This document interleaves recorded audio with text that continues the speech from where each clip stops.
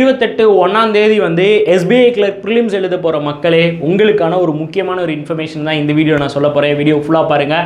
அதுக்கு முன்னாடி நீங்கள் மெயின்ஸ்க்கு வந்து ப்ரிப்பேர் பண்ணணும் இல்லை அப்படின்னா நீங்கள் ப்ராப்பராக வந்து ஒரு பேங்கிங் எக்ஸாம் நீங்கள் படிக்கணும் அப்படின்னா நம்ம ஆப்பில் இருக்கக்கூடிய எலைட் பாஸ் வந்து யூஸ் பண்ணிக்கோங்க. மேக்ஸ் அண்ட் ரீசனிங் அண்ட் வந்து பார்த்திங்கன்னா இங்கிலீஷ் இதுக்கான ப்ரிலிம்ஸ் அண்ட் மெயின்ஸ் கோர்ஸ் எல்லாமே கவர் பண்ணி உங்களுக்கு மாக் டெஸ்ட் எல்லாமே நாங்கள் வந்து கொடுத்துருக்கோம். மறக்காம நம்ம எலைட் பாஸை யூஸ் பண்ணிக்கோங்க. அதே மாதிரி நம்ம 1 மந்த் ஒர்க் ஷாப் வந்து நடத்த போகிறோம். ஸோ உங்களுக்கு மார்ச் மாதம் இந்த ஒர்க் ஷாப் இருக்க போது உங்களுக்கு ப்ரிலிம்ஸோட பேசிக்ஸ்லேருந்து அட்வான்ஸ் லெவல் வரைக்கும் எல்லாமே டீச் பண்ணிடுவோம். ஸோ நீங்கள் அந்த ஒர்க் ஷாப் வந்து அட்டன் பண்ணோம் அப்படின்னா கீழே கூகுள் ஃபார்ம் வந்து கொடுக்குறேன், மறக்காமல் ஃபில் பண்ணிடுங்க. கூகுள் ஃபார்மாக நம்ம டீம் வந்து உங்களுக்கு காண்டாக்ட் பண்ணுவாங்க. ஓகேவா?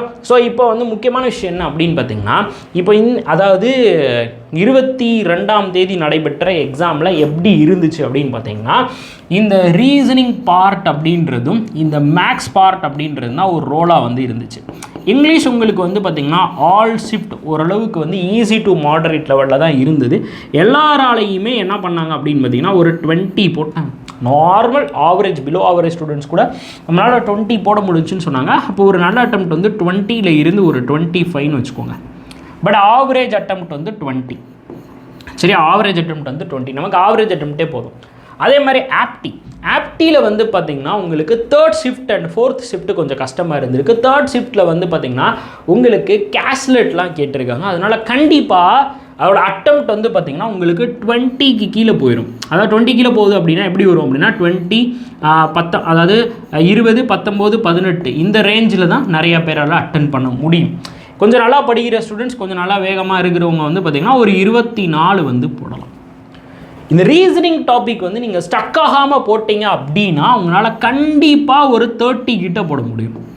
சரியா? சரியான பயங்கர ஸ்பீடு நீங்கள் நல்லா வந்து சால்வ் பண்ணுறவங்களா இருந்தீங்கன்னா ஒரு 33 அப்படி இல்லை அப்படின்னா ஒரு 34 கண்டிப்பான முறையில் போடலாம். நிறைய பேர் போட்டிருக்காங்க, அதை வச்சு தான் சொல்கிறேன். அப்போது இங்கே வந்து ஒரு 30, இந்த 30ன்றது நமக்கு வந்து ரோல் கிடையாது. இது நிறைய பேர் ஸ்டக் ஆனீங்க அப்படின்னா 26 27 28 இந்த ரேஞ்சில் நிறைய பேர் வந்து போட்டிருப்பாங்க. 26 27 28 இந்த ரேஞ்சில் நிறைய பேர் வந்து போட்டிருப்பாங்க. அப்போ இதோட பெஸ்ட் ரேஞ்ச் நான் என்னவா வைக்கிறேன் அப்படின்னா 26 நான் வைக்கிறேன். இதோட பெஸ்ட் ரேஞ்ச் நான் என்னவா வைக்கிறேன் அப்படின்னா 20 வைக்கிறேன். இதோட பெஸ்ட் ரேஞ்ச் என்னவா வைக்கிறேன் அப்படின்னு பார்த்தீங்கன்னா 20 வைக்கலாம். அப்போ இது எல்லாத்தையுமே ஆட் பண்ணி பாருங்களேன். 26 ப்ளஸ் ஒரு 20 ப்ளஸ் ஒரு 20. இங்கே வந்து பார்த்திங்கன்னா சம்டைம்ஸ் வந்து இந்த 20 இப்படி வராது. சம்டைம்ஸ் இங்கிலீஷில் நிறைய பேர் வந்து 24 போடுவாங்க. அதனால் வந்து நான் என்ன பண்ணுறேன் அப்படின்னா இங்கே 22 வச்சுக்கிறேன். இங்கிலீஷ்க்கு வந்து ஒரு 22 வைக்கிறேன்.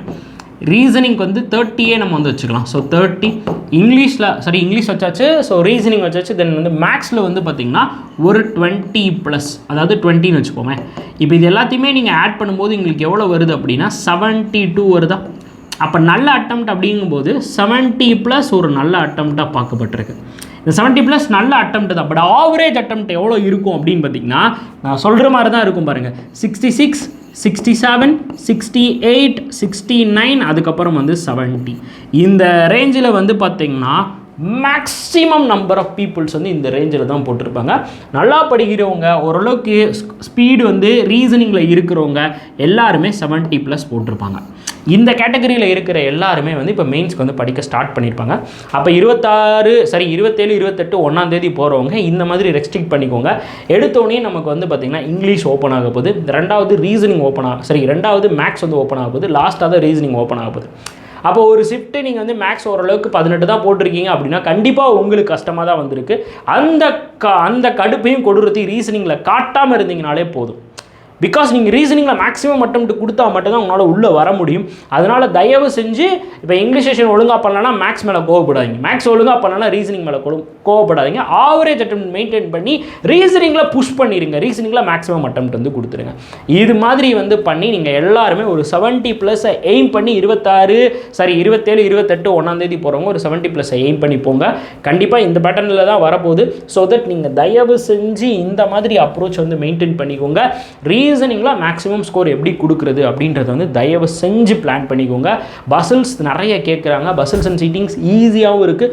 கொஞ்சம் நம்ம அந்த பிக் பண்ணுறதை மட்டும் கரெக்டாக பிக் பண்ணாலே போதும், நம்மளால் மேக்ஸிமம் மார்க் ஸ்கோர் பண்ணிடலாம். பசில் 25 செட்டு எல்லா டைப் பசில் எடுத்து நான் ஒரு வீடியோ வந்து போஸ்ட் பண்ணியிருக்கேன். லைவ் 3.5 மணி நேரத்துக்கிட்ட இருக்கும்னு நினைக்கிறேன்.